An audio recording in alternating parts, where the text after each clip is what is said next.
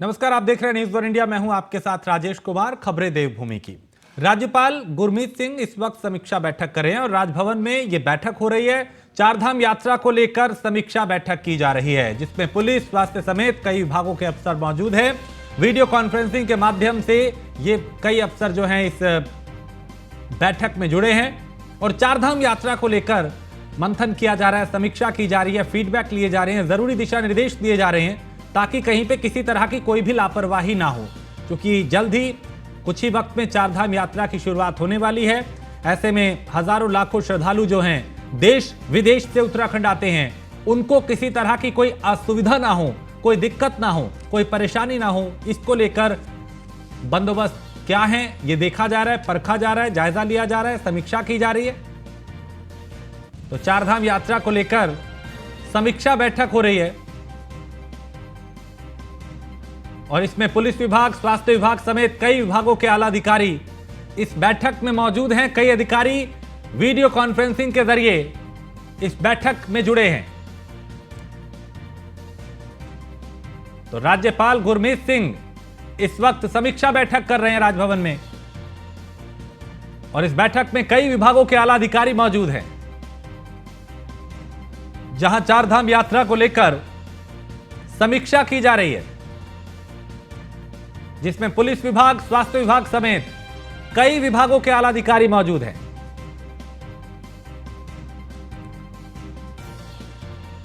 और सुदीप जैन इस खबर पे ज्यादा जानकारी के साथ हमारे ब्यूरो चीफ। सुदीप, यहां पे गुरमीत सिंह जो राज्यपाल हैं वो बैठक ले रहे हैं, बैठक को लेकर क्या कुछ जानकारी मिल पा रही है, क्योंकि चारधाम यात्रा को लेकर समीक्षा की जा रही है?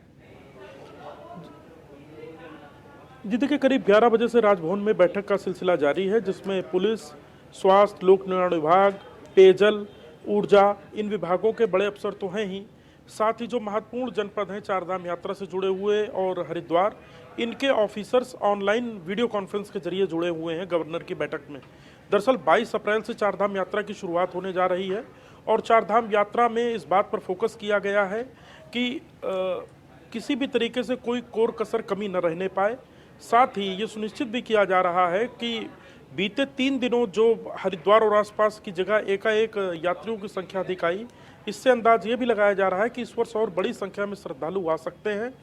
लिहाजा अभी से तैयारियों को और फाइनलाइज किया जा रहा है। चूंकि सुदीप, पिछली बार भी रिकॉर्ड तोड़ श्रद्धालु यहां पे आए थे यात्रा में और कई खामियां भी यात्रा में रही थी, खासकर स्वास्थ्य के क्षेत्र को लेकर। इस बार सरकार की कोशिश है कि किसी तरह की कोई लापरवाही ना हो।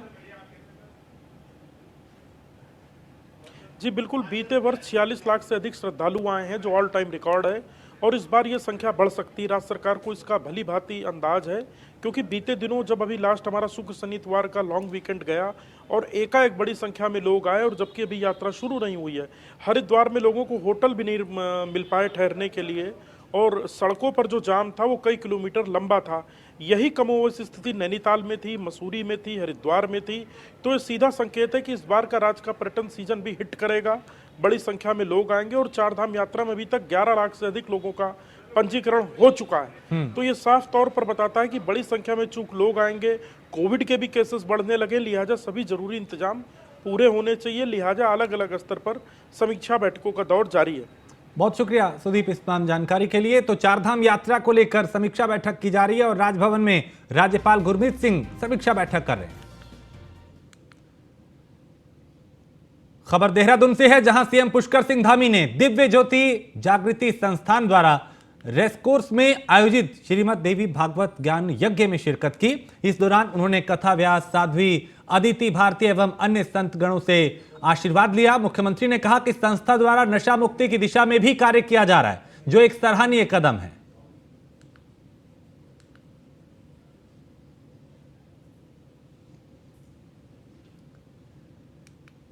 खबर देहरादून से है, जहां परेड ग्राउंड में राष्ट्रीय स्वयंसेवक संघ देहरादून महानगर उत्तर द्वारा एकत्रीकरण कार्यक्रम का आयोजन किया गया है। कार्यक्रम में 70 बस्तियों में 56 शाखा और 11 नगर के स्वयंसेवकों ने भाग लिया। इस दौरान पूर्व मुख्यमंत्री त्रिवेंद्र सिंह रावत भी यहां पे मौजूद रहे। वहीं इस मौके पे त्रिवेंद्र सिंह रावत ने कहा कि राष्ट्रीय स्वयंसेवक संघ की तरफ से लगातार ऐसे कार्यक्रम आयोजित किए जाते हैं।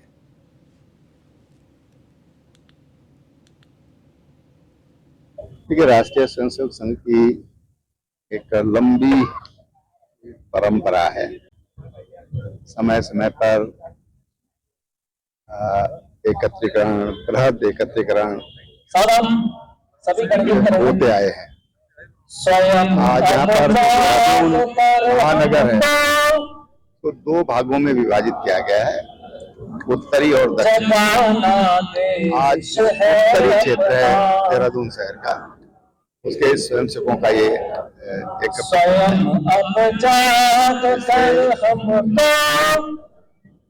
कार्यकर्ताओं को उद्बोधन मिलता है, जो वरिष्ठ प्रचारक होते हैं, पदाधिकारी होते हैं, उनका मार्गदर्शन होगा। एक अनुशासित संगठन खड़ा कर रहा है, उसकी शक्ति का भी एहसास होता है। और कानपुर से निर्दलीय विधायक उमेश कुमार ने 2-2 का ऐलान कर दिया है कि वो हर हाल में लोकसभा चुनाव लड़ेंगे। हालांकि ये भविष्य के गर्त में है कि चुनाव में वो निर्दलीय उतरेंगे या किसी पार्टी के सिंबल पे चुनाव लड़ेंगे। बता दें कि विधानसभा चुनाव जीतने के बाद विधायक उमेश कुमार का ग्राफ तेजी से आगे बढ़ रहा है और भारतीय जनता पार्टी ने राजनीतिक दलों के सामने भी वो बड़ी बड़ी चुनौती पेश कर रहे हैं। विधायक उमेश कुमार की पत्नी सोनिया शर्मा बसपा ज्वाइन कर चुकी हैं और बीएसपी की हरिद्वार लोकसभा प्रभारी भी हैं। ऐसे में सवाल ये कि क्या सोनिया शर्मा चुनाव लड़ेंगी?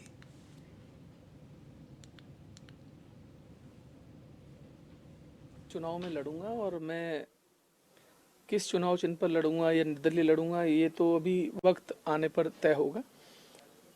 लेकिन हरिद्वार में बदलाव की बहुत आवश्यकता है।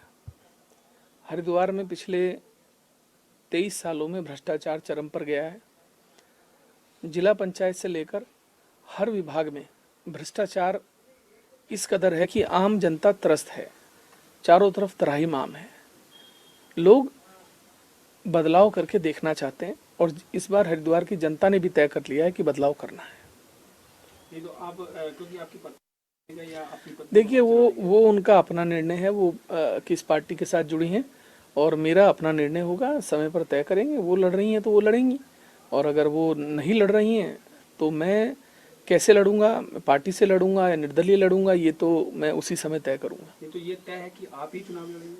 मैंने आपसे कहा ना कि अगर वो लड़ेंगी तो मैं नहीं लड़ूंगा और अगर उनका कोई मन में बदलाव होगा या कोई बात ऐसी होगी तो फिर मैं तय करूंगा कि मुझे किस पार्टी से लड़ना है या निर्दलीय लड़ना है। एक चुनाव।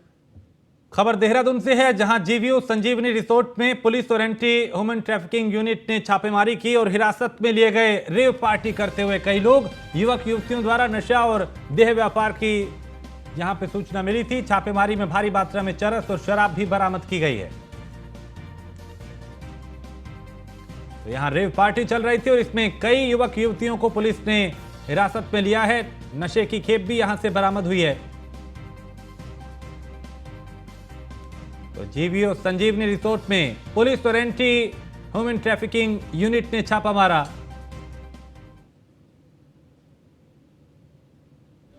और कहा यह जा रहा है कि यहां पे गलत गतिविधियां हो रही थी। रेव पार्टी यानी नशे का सेवन हो रहा था, देह व्यापार हो रहा था और इसी सूचना पर पुलिस मौके पर पहुंची, छापेमारी की गई। कई लोगों को, कई युवकों को, कई युवतियों को पुलिस ने हिरासत में भी लिया है।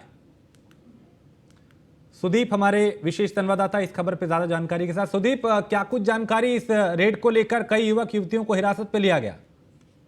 जी देखिए, देर रात पुलिस को एक सूचना मिली थी कि एक रिजॉर्ट में कुछ गलत काम हो रहा है।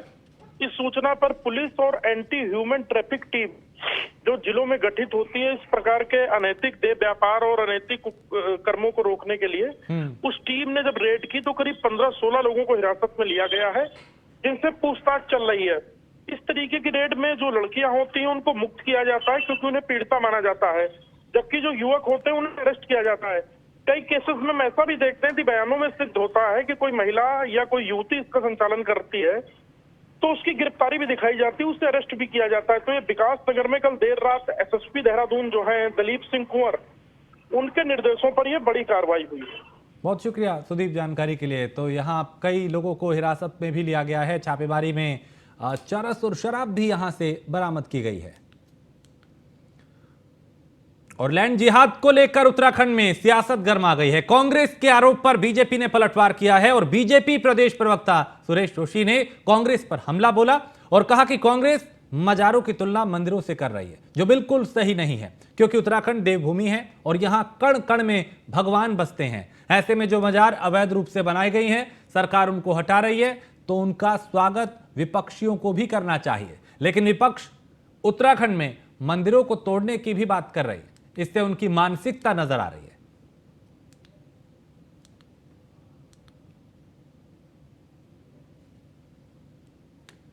उत्तराखंड में सरकार के द्वारा जो अतिक्रमण हटाने का अभियान चलाया जा रहा है, उसको लेकर के कांग्रेस पार्टी और विपक्ष के दल जिस तरह से बयानबाजी कर रहे हैं, वो मुझे लगता है कि एक हास्यास्पद है।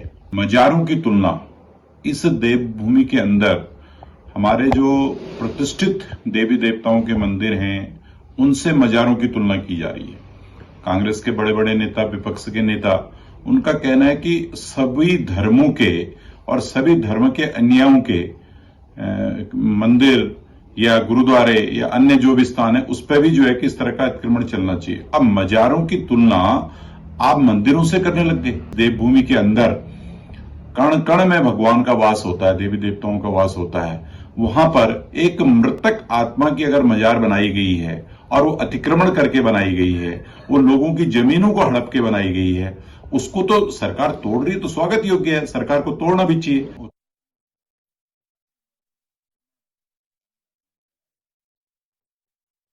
और खबर प्रतापनगर से है, जहां यूटिलिटी रेट ढुलान के दौरान अचानक ब्रेक फेल होने की वजह से एक हादसा हुआ, जिसके कारण 300 से 400 मीटर गहरी खाई जो थी उसमें यह वाहन जा गिरा और इसमें चालक ने छलांग लगाकर जान बचाई, लेकिन 3 मासूम बच्चे इस पे सवार थे जिनकी जान चली गई। मौके पर एसडीएम अपने दल बल के साथ घटनास्थल पे पहुंचे, रेस्क्यू कर मृतकों को खाई से निकाला।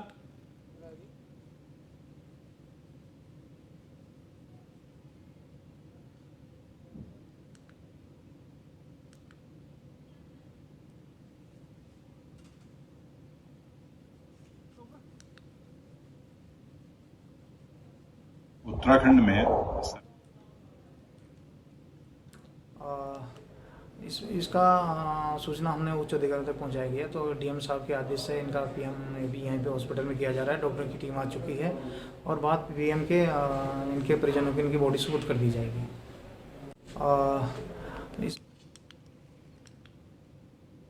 खबर अल्मोड़ा से है, जहां टैक्सी स्टैंड के पास बन रही निर्माणाधीन पार्किंग को लेकर बवाल हो गया। दरअसल स्थानीय लोगों ने निर्माण की गुणवत्ता पर सवाल उठाए, अनियमितता के आरोप लगाए। लोगों ने निर्माण की गुणवत्ता को घटिया बताते हुए कार्य संस्था की जांच की मांग की है।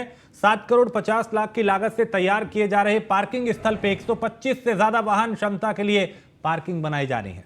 ऐसे में घटिया गुणवत्ता को लेकर लोगों में काफी गुस्सा है और वो भविष्य में किसी दुर्घटना की आशंका जता रहे हैं।